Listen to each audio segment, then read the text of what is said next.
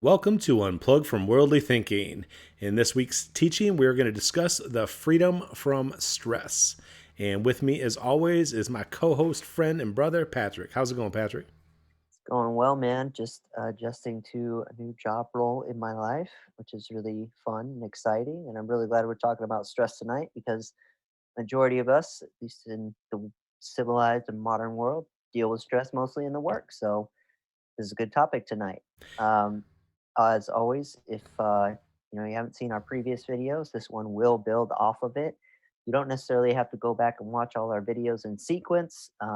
However, they do build off each other if you do happen to watch them in sequence. Yeah, absolutely. Because, a lot of times we discuss concepts in previous episodes, and sometimes we assume, that people have watched those previous episodes. But if you haven't, and we talk about things that seem a little foreign and we're not clarifying it, it's probably contained in one of our previous videos. So if you're watching the live chat, feel free to bring up questions. Patrick and I will be there to watch, or to participate in the live chat for the premieres.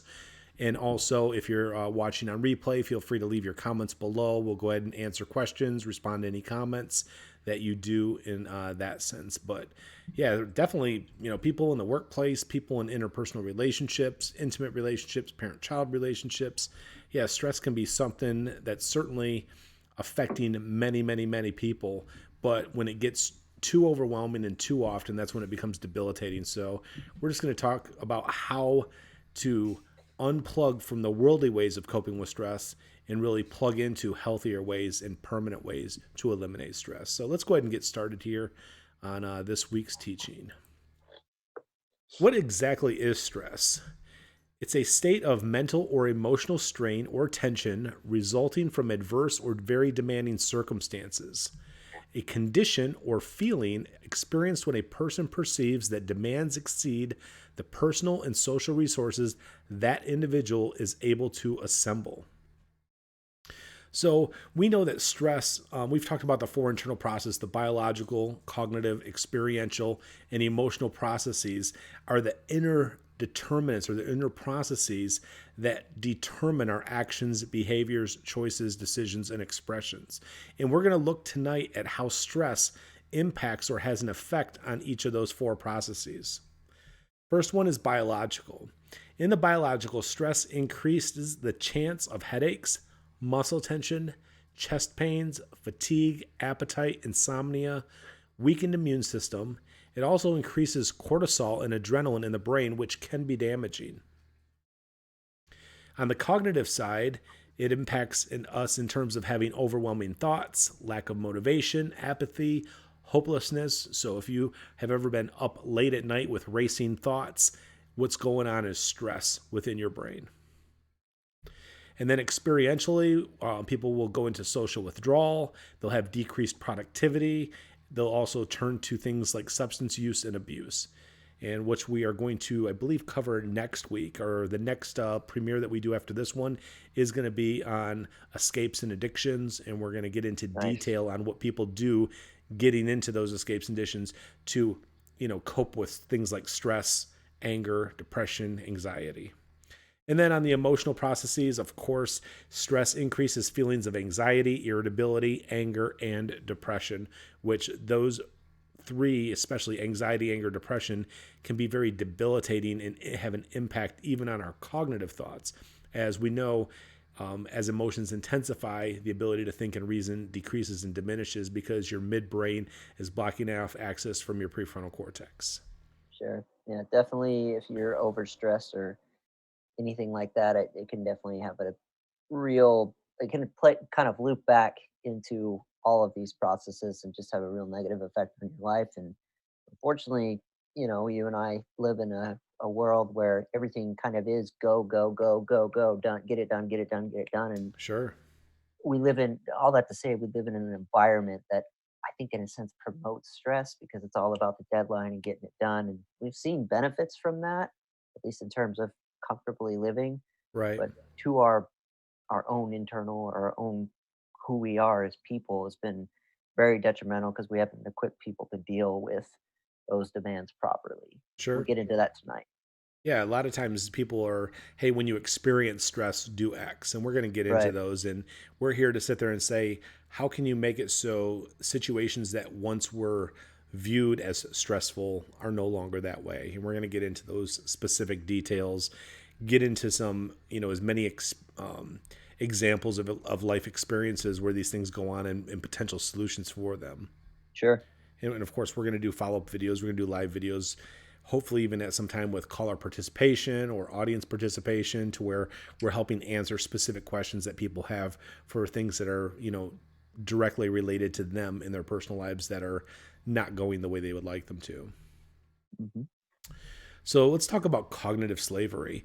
Cognitive slavery is a path to stress. And what are some of the things that induce cognitive slavery?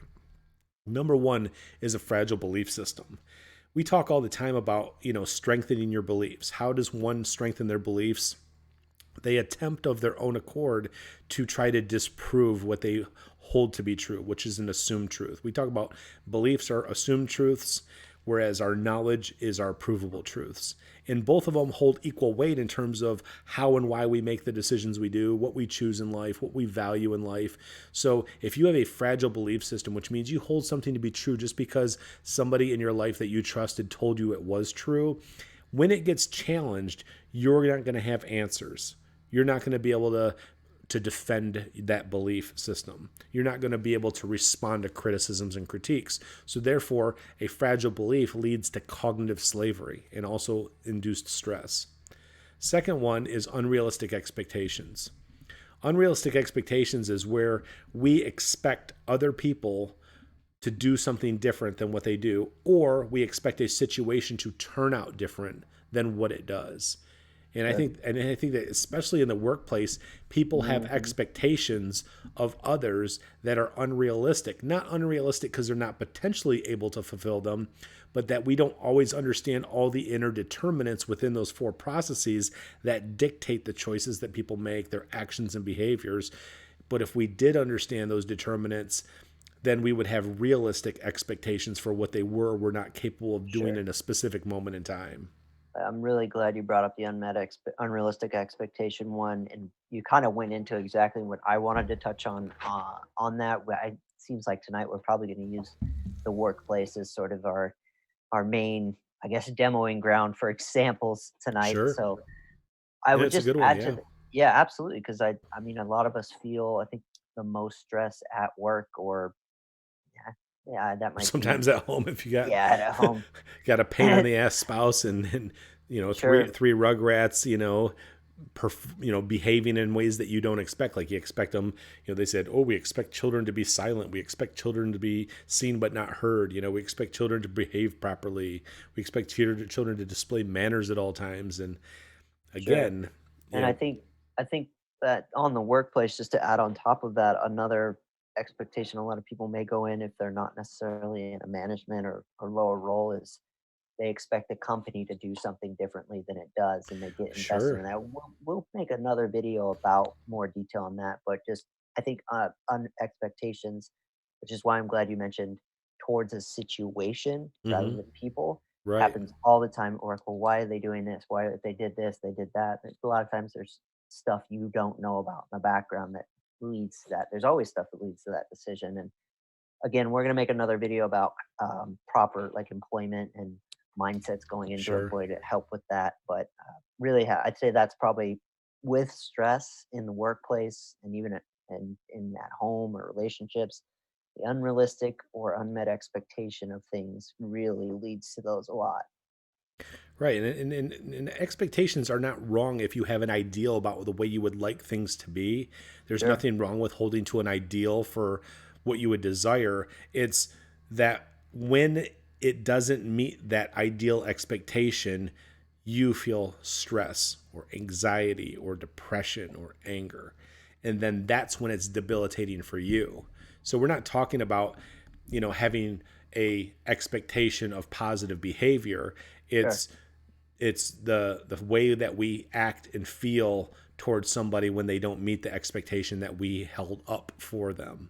Sure. And And, that and, kind and of you're the one leads. that suffers. I mean, you can Yeah. sit there and say, hey, there's nothing wrong with me expecting somebody to behave properly. And I'm like, yes, there is, because when they don't, you're emotionally intense, and it's Right. debilitating to you. It impairs your ability to think and reason. It impairs your state of being. So it Sure. it is, a negative consequence for you if you're going to have emotional and cognitive responses in negative ways every time somebody else doesn't do the right thing from your own viewpoint. That's the problem. Right, and I mean, a good one-liner that I know we had talked about in, past times hanging out is, "It's not wrong to have the expectation, it's just wrong to expect anybody to fulfill it." Yeah, And to your point about, how you feel afterwards and all of these things, it kind of leads into the next 2 points we have on this slide, which are probably ignorant judgments and inaccurate perspectives. mhm, Both of those play into when once the expectation is not met, here's what follows with it is you have inaccurate ignorant judgments of why it wasn't met, or you have an inaccurate perspective of how it could have been different in that moment or things like that.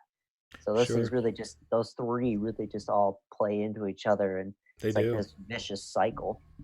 It is, and all these things can even go hand in hand. You have fragile beliefs about, what you're holding to be true on top of an unrealistic expectation that you have because it was placed in you generally Right, by other authority figures throughout your life that you valued in one way, shape, or form.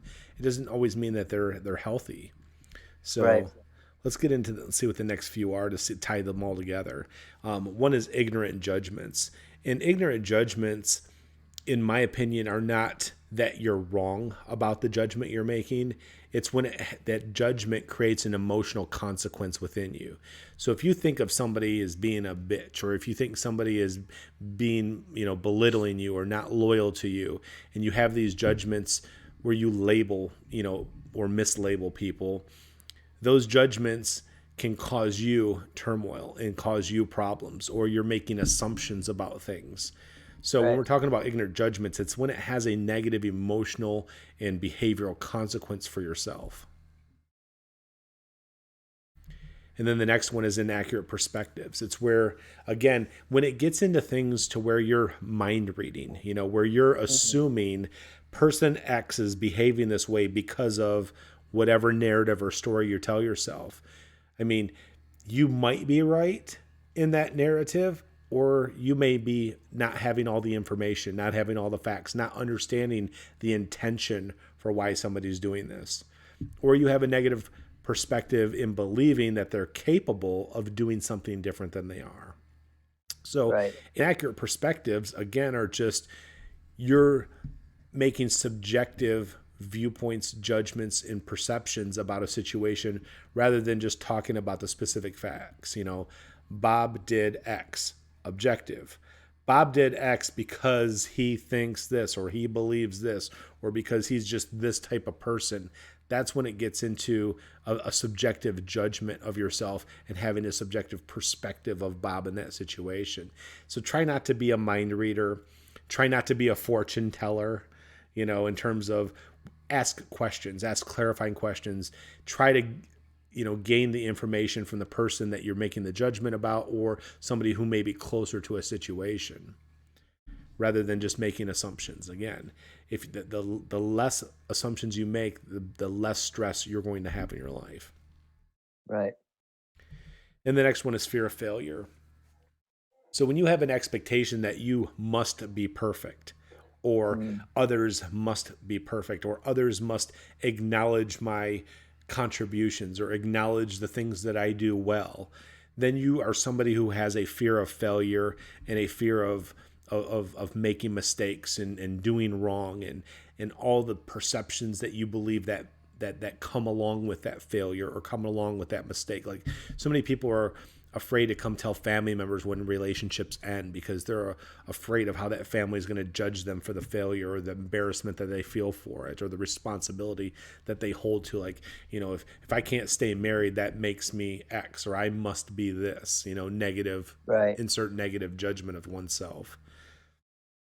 But the reality is, we talk about all the time, have a level of acceptance, have a level of being okay that you made a mistake, realizing that you can learn something new so it doesn't keep repeating it or occurring in the future. Anything that you wanted to touch on? just I've seen fear of failure kind of manifest itself also in children Mm, when prepping them for, like, college and success like that, like you have to be this and you have to be that, and it just adds this load of stress on them going into whatever career path they end up deciding to do. Yeah, They it just burdens them down like, oh my god, if I don't pass in these 4 years, or oh my god, if I don't do this, like, which ends up causing them to do poorly anyways. sure. It impacts their Sometimes. well. Sometimes it can lead them to be successful and stuff, but sometimes it also leads them to be it's just an added burden that I don't think they need. This idea that I'm not gonna sit here and say you need, take 10 years to do your bachelor's degree, get it done in a reasonable amount of time, but in the same time, like, we add these burdens to our children in order to see them succeed with this unrealistic expectation of them. And you're right, because a lot of people will use fear of failure as a motivation for success. Like, I'm Right, so afraid to fail that I'm going to work my ass off to be perfect or do well or succeed or overcome or push through right. whatever obstacles or Sure. objectives or things that get in my way. And while I can understand that people's quote fear of failure motivated that, I don't think it's the healthiest way for it to occur. Right, exactly, like, If you may somebody, have succeeded for sure, yeah, but at the same time, like, what was going on? How were you feeling? How were you we know that stress, like, sometimes we'll get into, worldly coping, but just to tease it here, like, if you're that stressed out, go smoke a cigarette or something because it's probably more healthy for you than the stress that's killing you sure. inside. Hmm. But how much stress was going on inside of you that was literally killing you Taking years through off your that life. right, through that process of you being a badass and being so successful. Yeah, and how much self-esteem issues were there? Like, was the Right, person really self-confident, or did they only feel confident based on the success? What right, happens when the success goes away? Are you a loser again? Are you inadequate again? Are you a failure again? So, that added pressure of, if you just have self-confidence, self-worth, self-esteem independent of a potential milestone that you believe is necessary to achieve that, to me, that's making you a subjective cognitive slave to that achievement. And there's a right, lot of things outside of your factor, a lot of factors outside of your control or management that can impact things in those ways. And that's why I think that people get depressed and get angry and feel an intense amount of stress, is because things didn't go the way they occurred because they didn't understand all the factors that went into an outcome. right, Let's move along. Valuing other people's opinions. And what we mean by this is both valuing the positive opinions as well as the negative opinions. And it's really overvaluing them, because you can listen to an opinion because it's the nature of relationship, placing so much value on them that they're so painful and so hurtful when they occur in negative ways, and you're over elated and so joyous when they come in positive ways. And the mm, reason is because then you're up on this emotional roller coaster. We got these extreme highs and these extreme lows based on how somebody's treating you. Whereas if you just realize that every human being is an imperfect individual with an imperfect judgment, with an imperfect opinion, then you're less likely to personalize those opinions and realize they're just giving their subjective viewpoint of you from perspective that has nothing to do with you. And I just think that we've stressed that a bunch of times. Don't overvalue or place so much value on the negative judgments or opinions of other imperfect people. yeah, I don't have a whole lot to add on that one personally. Like you said, we it's sort of beaten that horse to death. Because it's On such a yeah, factor in all these things. sure, Absolutely. absolutely. It doesn't take away from the importance of it. It's just We've we've go back to we've go back rehearsed to it. previous videos to check out what more we have to say about valuing Like people's every video they talk about not placing value. opinions. But hey, it's a tough thing to do. I get it, but Right. And then let's go into emotional slavery. And again, we talk about those four internal processes: there's the biological, the cognitive, the experiential, and the emotional. So we're talking about cognitive slavery, which is your mental states of being and thought. mm, And now we're going to get into the emotional side of emotional slavery as definitely a path to additional stress or intense stress. First one is being easily offended. And in this day, everybody's walking on eggshells to not offend or trigger another individual. No, you shouldn't pour gasoline on somebody's fire if you realize that what you say or do triggers them. At the same time, you're not responsible for how other people feel if you inadvertently or accidentally triggered them. And if you're making a point to sit there and say, this is a true statement, and it still easily offends somebody, I would still say this, make this the true statement and hold to that. Your intentions aren't to bring harm and offending somebody, but if they become offended by your opinion, not your problem. And also, if you're somebody who's easily offended by the words and actions and behaviors and judgments of other imperfect people, you're not owning the responsibility for those judgments or those opinions or those perceptions or viewpoints that you hold to be true. So, again, if you are easily offended, you're an emotional slave to what other people say and do. And if you're easily angered, you're an emotional slave to what other people say and do. If you're easily wounded or hurt by what other people say or do, you're an emotional slave to what other people do. And all of these things increase stress. If you're easily worried or Oh, it's a frightened, big one right there. yeah, so many people worry about Worry about the future. what's gonna Mhm. happen tomorrow. What's gonna happen when I 100%. go to this meeting? What's gonna happen when I go to the job interview? What's gonna happen when I get home? What's gonna happen when my boss finds out I made a mistake? Worry, worry, worry, worry, worry. Do you trust your ability to manage the moment when it comes? If you're a worrier, you don't. And we've talked about these things in different videos, but again, if you're easily offended, easily angered, easily wounded, easily worried, and then the final one is easily frightened, then these things are all paths to emotional slavery. And Right. when you feel these intense emotions, offense, anger, wounded, worried, frightened, you've subjected yourself to being controlled cognitively and in this case emotionally to the actions, behaviors, choices, and decisions of other imperfect people, which means that you need the world to behave for you to feel better. You need them to Right. be perfect for you to be able to be even keeled. And that's an unrealistic goal because then you spend your life trying to change everybody, trying to It's make sure exhausting. everybody else is perfect so you can remain imperfect. Does that make Right. any sense? Hell no.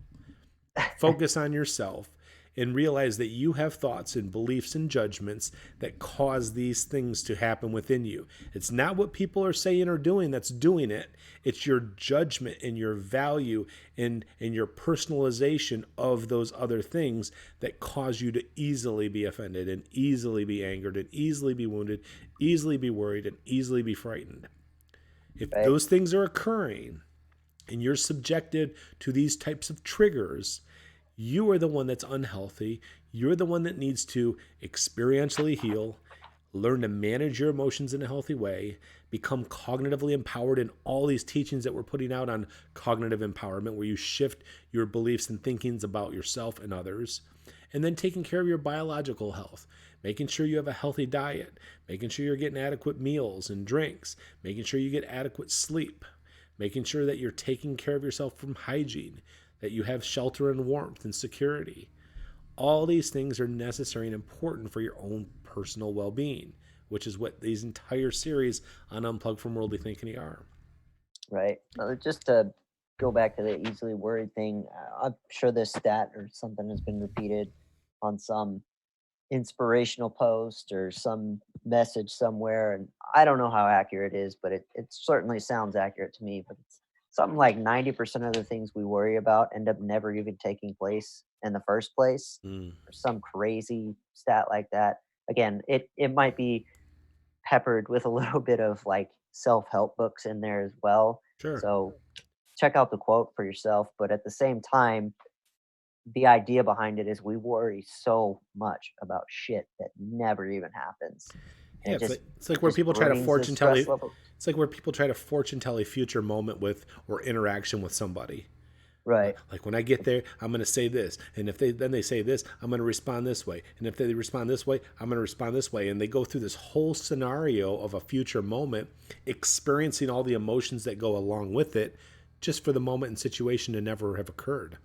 Sure. And then on the just the interview side of thing, going back to our theme here, it's like it's not wrong to necessarily prepare for an interview in any way or in any way at all, but the amount of like, "Well, what if they don't pick me?" Like all those fear of failures that Mm, we talked about in the last slide, like right.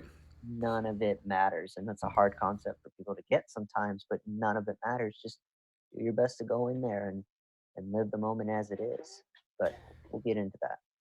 Yeah. So let's talk about like the difference between unplugged way of doing things and worldly ways of doing things. In worldly thinking, people believe life should be fair, equal, and just. And when it comes to fairness, there is no fairness. I mean, we all have a unique set of biological strengths, gifts, intelligence, size, strength that affect our potential abilities.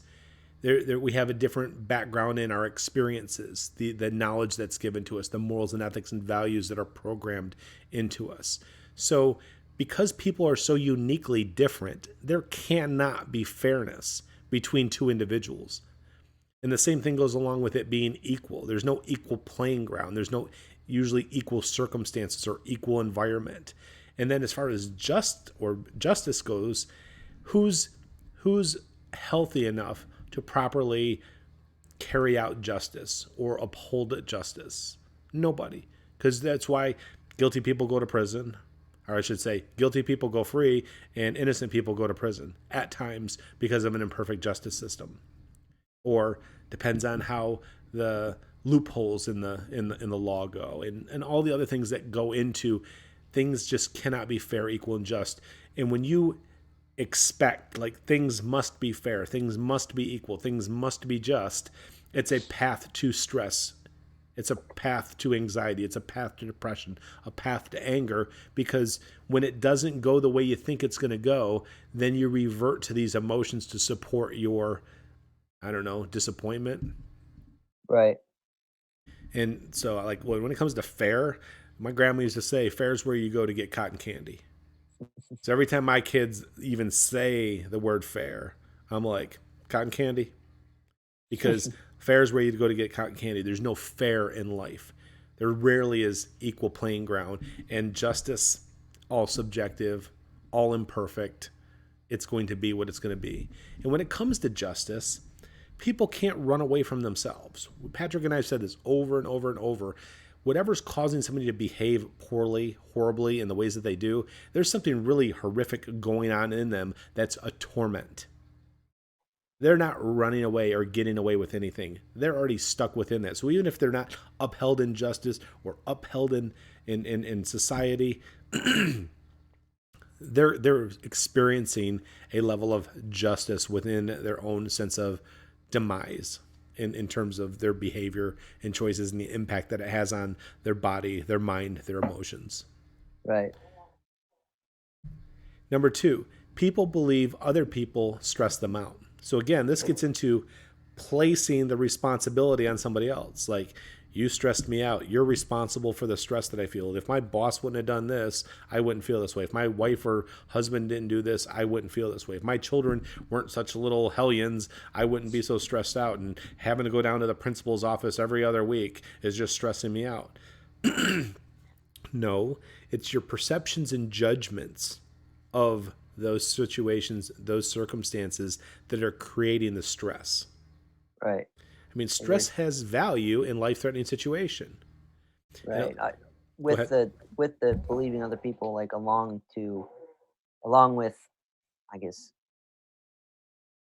ignoring your responsibility in the situation, you're also sacrificing your ability. You're basically, like we said in the previous slides about slavery, you are making yourself a slave to the other person. Like you're that what you're willing to sacrifice your own, use the C word here, control of your own life to another person because they stress you out. Like you've just wiped away any power and authority or yeah, control you would have over your life and just giving it to another person. Like they have that much power over you that you let them stress you out. That's what you're Exactly. saying. That's what you're saying when you say this person stresses me out or this situation stresses me out. Exactly. It's giving over that authority and control to somebody else for how you feel, how you think, and how you behave.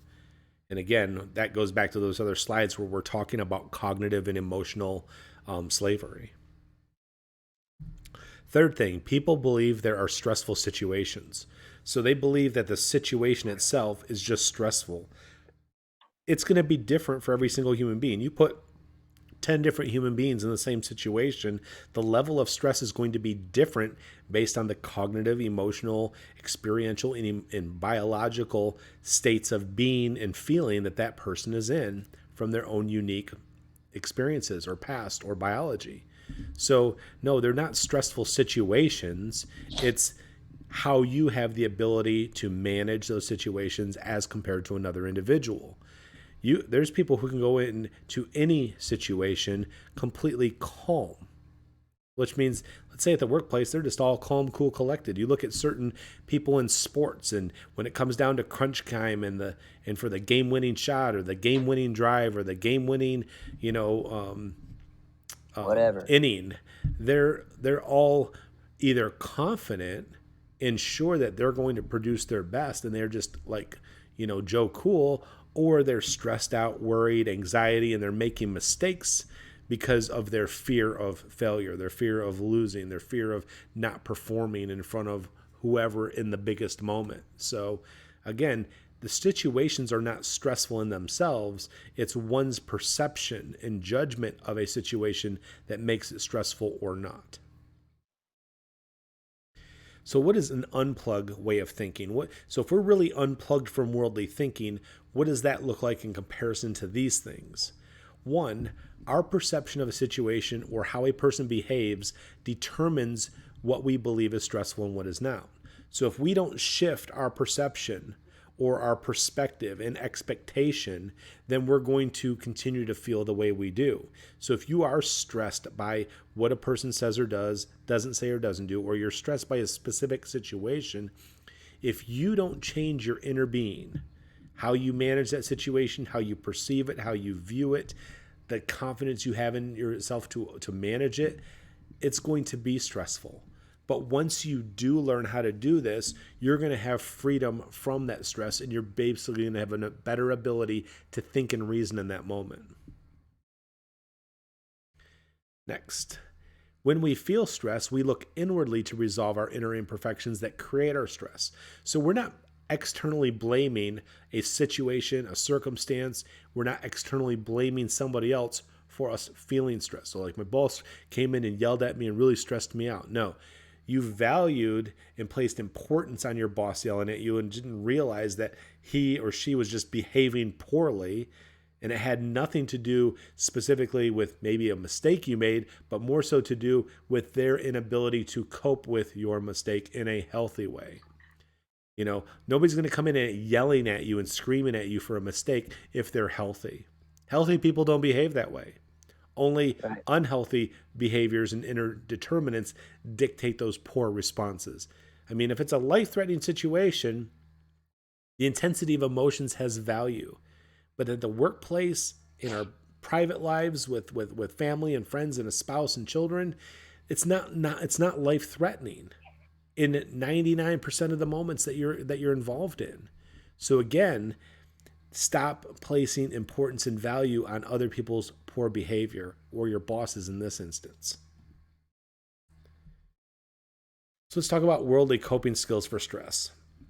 They avoid triggers. And they talk about this even in clinical counseling of, hey, you're subjective to triggers, especially if you have things like PTSD, a personality disorder, major depressive disorder, generalized anxiety disorder. So there's lots of things where they just talk about avoiding triggers so that you're not affected and debilitated by the response that comes from those triggers. So they'll tell you avoid people or things that upset you. They'll tell you to avoid substance use and abuse. They'll tell you to avoid caffeine, avoid alcohol, avoid drugs. And again, usually when people feel stressed out, they turn towards those things. A lot of people in behavioral health will say, turning to alcohol isn't going to be your answer or fix. Turning to marijuana is not going to be your fix. Turning to heavier drugs is not going to be your fix. But that's generally how those people are surviving those moments. And When we talk about our next teaching on escapes and addictions, we'll go in healthy ways to cope with those things. Right. And then indulging in a physical activity, going for a walk, jogging, exercise, sports, or swimming when you feel stress. And while those things have value in decreasing stress and increasing well being as well, you're using it as a crutch. And again, so you're telling you, yes, you're going to feel stressed. Yes, it's normal and healthy. When you feel stressed, do X. So again, you're forced to go for a walk rather than you choose to walk because you want it for your health and well being.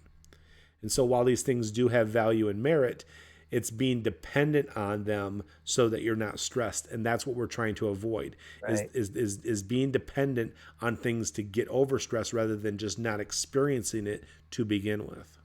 I'm glad you brought that. That was the only note I really kind of have on this slide is like avoiding substance abuse, especially not necessarily a bad thing in any case, but people are using it to escape their stress. So it's better to fix it so they don't have stress in the first place. And then the same thing with physical activity.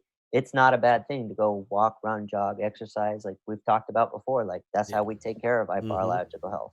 It's when we start using them, like John said, as strictly an escape. Whenever I'm stressed, no, I just go run 5 miles and I'm fine. Like, well, no shit, you're fine because you've just it's a lot of biological things going on there. But Yeah, you're releasing positive endorphins. You're right, getting exercise. You're getting your muscles working. You're getting your heart working. Those things all have emotional and mental benefits, but you're using it as a right, means to cope with stress. That's the issue. We would rather it just be an activity that you partake in for your biological, mental, and emotional well-being right, overall, not necessarily, hey, this is how I cope with stress. Here's how I cope with being angry. Here's how I cope with being depressed. I go do these things. Well, now you're just doing it to cope with it rather than dealing with the inner determinants that are really causing the problem.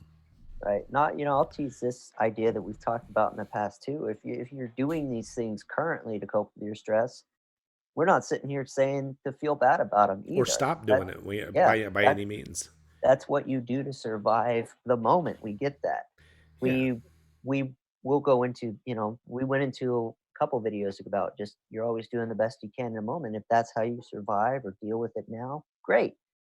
These are skills to help you so you don't have to always go to those things and then you can really enjoy the physical activity and enjoy a drink, enjoy a cup of coffee. And hard drugs, I don't know how much you want to enjoy those, but I'll leave that up to you. Right. And let's go through the couple more and then we'll Sure, backtrack on that sure. same point too. Relaxation techniques, which is positive self talk, meditation, calming music, flex and relax muscles, breathing exercises, bilateral stimulation, and massage. And again, all these relaxation techniques have value. Again, we don't want you to be dependent on them in order to deal with your stress. And I think, is that the last one? Oh, get more Last sleep, one's get more sleep. which is generally people believe if they're not getting adequate sleep, they're going to be more susceptible to stress, which is 100% true. And again, if you're needing to avoid triggers, avoid substance use and abuse, or I'm sorry, if you're avoiding triggers or you're drinking or coping with something to survive, we're not saying stop that thing that's allowing you to survive until you've learned a healthier ability to manage or deal with these things first. Right, So again, not saying to stop or not partake in some things. We're saying don't become dependent on them. There's other options that you should learn how to manage and deal with things in a healthier and better way. Then you've become a healthier and better version of yourself. And if you choose to participate in use of activities or substances, then it's out of a desire for just simply pleasure seeking more so than escaping, right, which again we'll talk about next week. Next slide. So let's talk about freedom from stress. Number one, learn to value the following rather than feel stressed over them. A lot of people cannot stand adversity, conflict, temptations that are unhealthy for them, or when they're tested or tried in things. And the problem with this is if you realize that when you experience adversity, conflict, temptation, or things that are trials or difficult for you, it's a measurement of your well being. So if you're feeling negative and you're in a negative state of being or a negative state of feeling, or somebody's creating something in you that's unpleasant, that's an indication that there's something to learn and grow in within yourself. You're lacking something or something's impaired within you. If you gain that which you lack, or you heal or repair that which is impaired, then you're not going to continuously, again, be triggered by things, get upset about things, feel adverse in situations, feel that conflicts are unpleasant. You'll just be able to handle and manage those moments in healthy ways. You're not going to be affected by them like the majority of the world does because of how they perceive those things.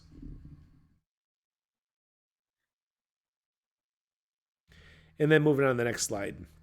We say this often. A lot of people say that's really hard, or, oh, this is Mm, easy. it's a good one. And we say life is neither easy or hard. Tasks are neither easy or hard. Rather, they're known and unknown. So if Right, you think that something's easy, it's because it's known. You know how to do it. You know how to do it well. You know the correct steps to take. You know how to process it, manage it. You've been through it a million times. You're well experienced. It's going to be, quote, easy. If something appears hard or difficult, it's because it's largely unknown within yourself. And it's not just unknown like you can't recognize it. You don't have all the inner healthiness and abilities to deal or cope with or solve a certain situation. If you right, did have all those skills, if you did have all those abilities, if you did have all that experience, then it would not be hard in your judgment or viewpoint. It would be easy. So people got to get out of the habit of just believing something's hard or believing something's easy and measuring those things. They got to look at them as it's known and unknown. Because right. This otherwise, is when something's hard to you and you see somebody else do it successfully, like, well, they just make that look easy. Well, because they know it, they experience it, they've been given abilities and skills and information that you haven't yet. But if you did have them the same, then it would be easy for you as well. right. This is another one of those like short one-liners that we go through on these videos that again on a personal level really kind of impacted my life in a big Mm, way of like everything was used to be easy and hard, but think of any situation in your life you that's easy for you, and I almost guarantee you that it's because you know how to do X thing. mm-hmm. And it's no different for anything else you feel in life. So why this frees you from stress really is if you can change your mindset to be like, it's just an unknown thing. And again, we'll go back to the job example. When you start any new job, everything's kind of like, what the hell? I don't, I'm kind of, kind of what's going on here. Give it 6 months time and, you may not be an expert at it yet, but there's sure a shitload more that you know now, and it's just kind of routine. It's easy. Yep, go to work, do this. Life is like that. The things you struggle with are like this. The things that stress you out are just unknown to you on how to not be stressed out by them. If you can change your mindset from you, it makes you curious about, well, how can I view this differently? And especially if you're in school and you've got a difficult assignment, difficult thing coming up, it's just an unknown thing right now.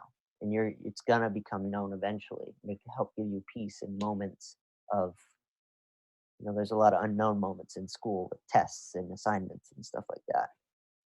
Right. And people often, go, I know I need to be more patient, but it's so hard to be patient. So hard to be patient with somebody who doesn't put in effort. Mm, No, it's that you lack patience and understanding and empathy as a human being. right. And it's not when people are like, oh, it's hard for me to be kind to Sally. Sally's such a negative Nancy and a bitch that it's just so hard to be kind to her or hard to be, amicable or respectful to her because of her attitude.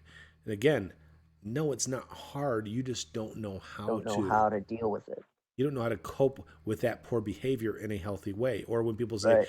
oh, I tried to forgive them, but it's so hard to forgive them because what they did was so egregious. I'm like, no, you just don't know how to forgive somebody and the value that forgiveness has for your own well being.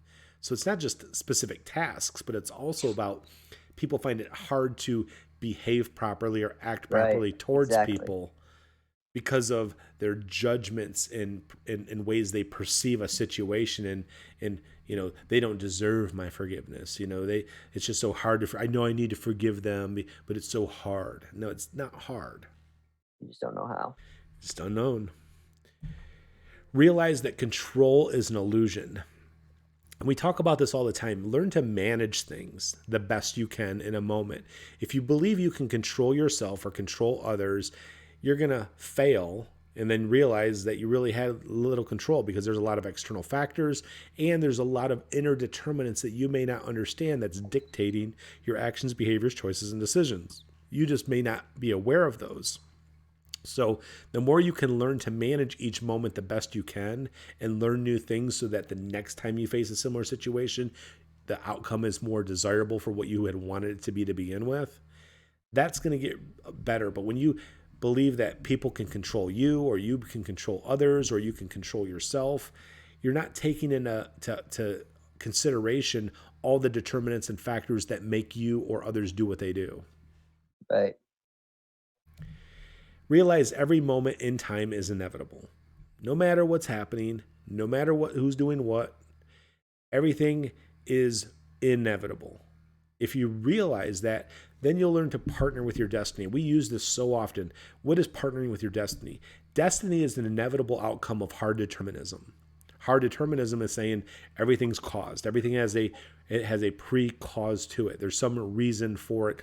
And we say it's biological, cognitive, experiential, and emotional processes that drive our actions, behaviors, choices, decisions, and expressions. To partner with your destiny means you focus on the inner determinants within those four processes that are impaired, that are unhealthy, that are unknown or unlearned. And you're educating yourself, and you're reorienting the way that you think and reason and perceive and judge the world around you, including yourself and others. That's what partnering with your destiny is. You learn to authentically heal.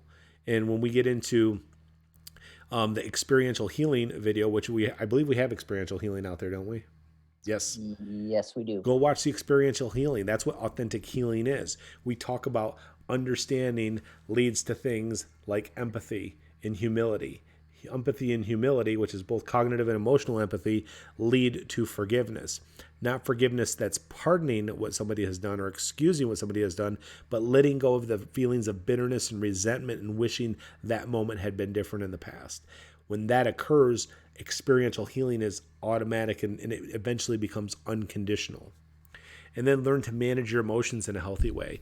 And while we're going to talk about, stress here next week, or next video, we're going to do escapes and addictions. After that, we'll do freedom from anger and anxiety and depression. We're going to get into a specific teaching to where we just talk about emotion management, or we talk about cognitive empowerment. And if you can learn to manage your emotions in a healthy way, then you'll learn that to not allow them to intensify into secondary and tertiary emotions, which impact your ability to think and reason. And again, they only have value, and intense emotions only have value in life-threatening situations. If you're not in a life-threatening situation, if you're feeling intense emotions, realize that emotion is not serving you well in that moment. That's the best we'll tell you for right now, but we'll do more detail into this when we get into those other three teachings, as well as experiential or emotional management in itself. Right. And the next one. So freedom from stress. You must believe that things can be different within you. So if Big you good start right there. If you don't believe something can be different, it never will. You are 100% correct, because it won't be different for you. You while we have said throughout this, you don't focus on controlling things, focus on manage things. You do have to take some steps in your life and understand that you have to believe something can change before it will change. Yeah, I mean, if you think nothing's ever going to get better, my life's never going to be any different, things are always going to be stressful, horrible, anxious, you're right. They will be. It's only when we believe and have hope of change or difference or outcome that we actually are willing to consider that it could be different.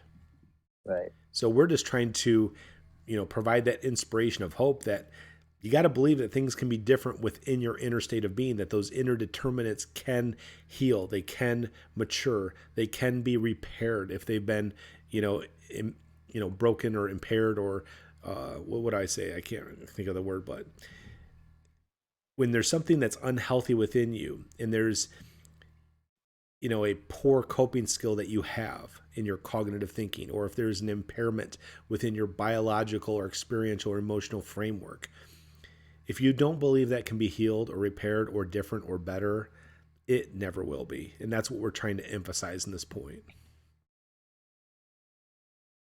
And then the next one is you must learn something new as well as how to apply it if you truly want things to be different than they are. And in this, again, it's if you just think that you're learning from the experience itself, like I don't want that outcome next time, I'm going to choose X. Well, why didn't you choose X in the past? Was it just because you were completely unaware that X existed? In most cases, we realize, quote, what the right thing to do is. The problem is we don't realize all the inner determinants that drove us not to do the right thing. So if you don't learn something new, like a new idea, a new perspective, a new concept, and how to apply it in your life so that it has that sense of, we always call it applied knowledge being wisdom, then things will not be different for you. You must realize that both you and other people are always doing the best they can in every given moment. Like for you, Patrick, when you first heard that concept, people are always doing the best thing they can in every given moment. What's the first thing that would pop into your head? Well, for others, yes, but really what it came down to is like you, Patrick, are always doing the best you can in a moment, even if you it was the even if you fail. The first thing that came to my head is like, I just can't accept that, man.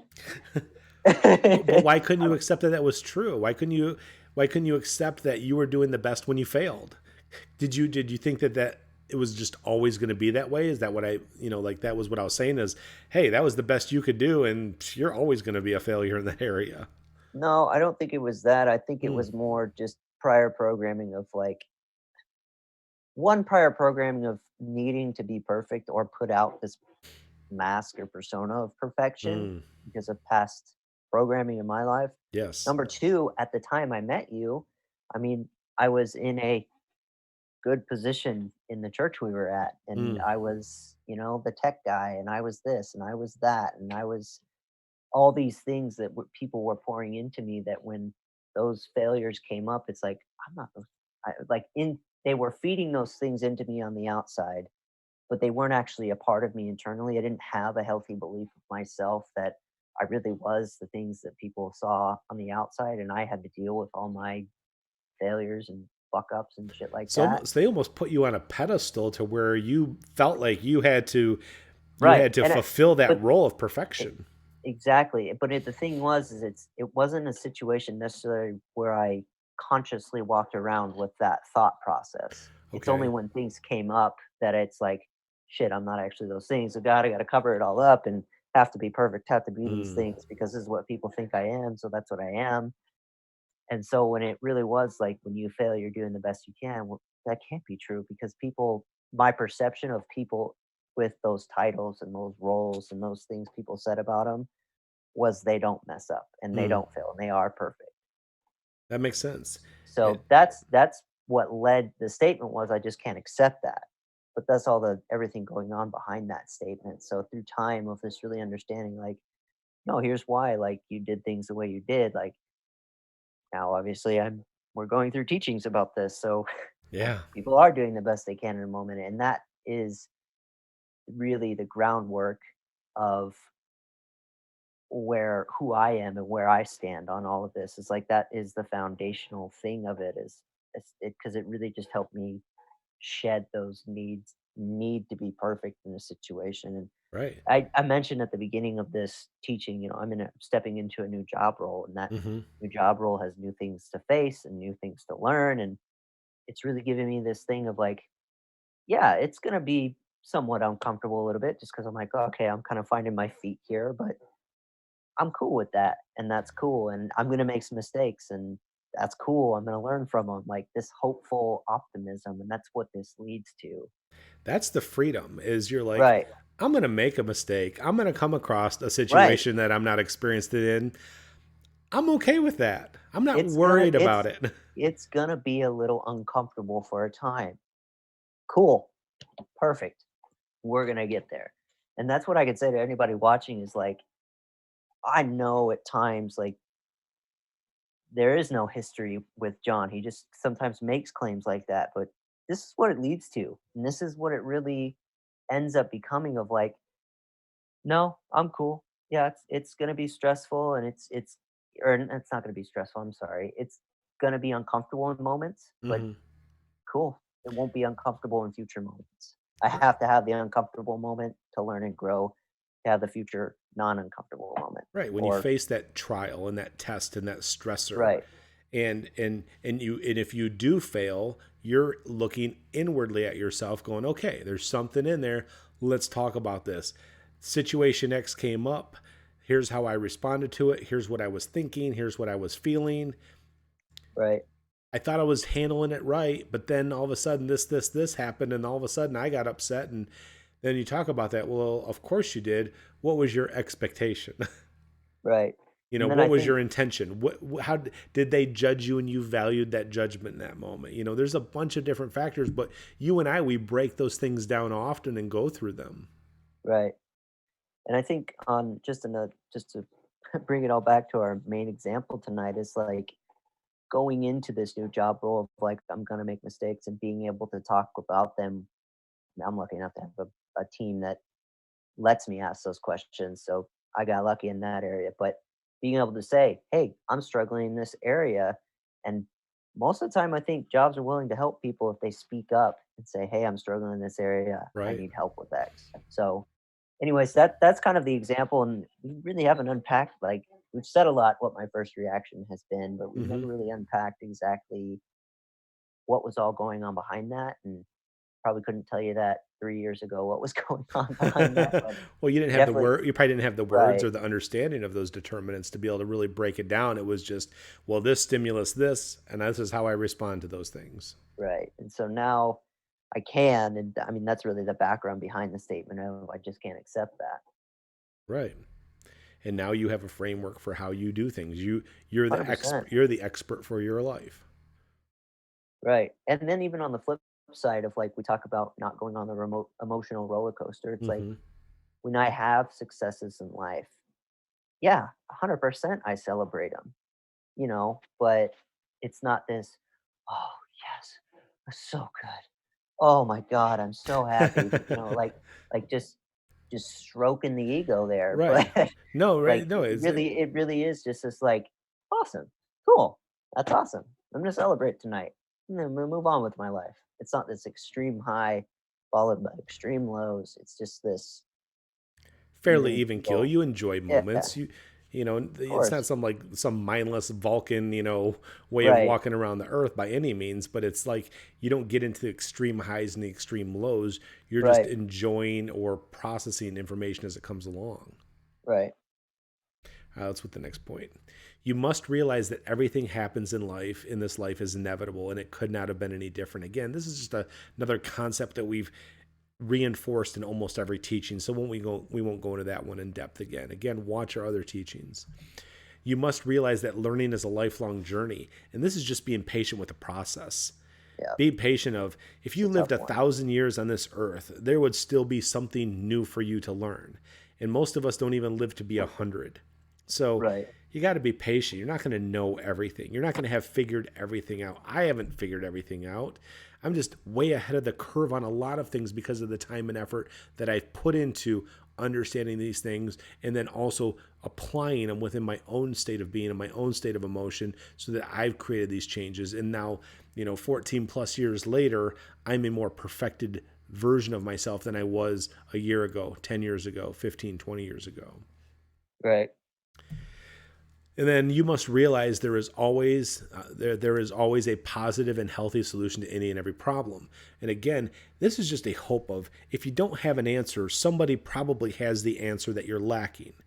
Somebody probably has some insight that you're not. But then again, you get a lot of armchair psychologists and armchair counselor friends who think that their life experience should be your life experience. Like, well, when I was in this situation, I did XXX, and that's what you need to do. Well, they're not understanding it from your unique viewpoint. Like, I don't tell people what to do. I tell people how to have a healthy framework for themselves so they're the experts for their own lives. Patrick doesn't do everything the way I do things. Patrick Sure. does and has become the healthiest and best version of himself. Having a healthy framework of that is just understanding the foundational principles and determinants and working on your own inner determinants. He's perfected himself. I didn't perfect him. I just gave him a foundation and groundwork to create that perfection for the time that he's been willing to invest in his own life.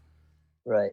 And I think that's another side, I guess, side of it is like it's not necessarily this I know how to do these things now. It's not a I'm always being told what to do or this, that, and the other. It's and beyond that, you have to be willing. I guess going back to the armchair psychologist example you used, Yeah, well, I did this, this, and this is what worked for me. Maybe, maybe that works for you, and maybe that'll work for the person you're talking to. You're definitely not getting an idea of where they're at, for one, like John said.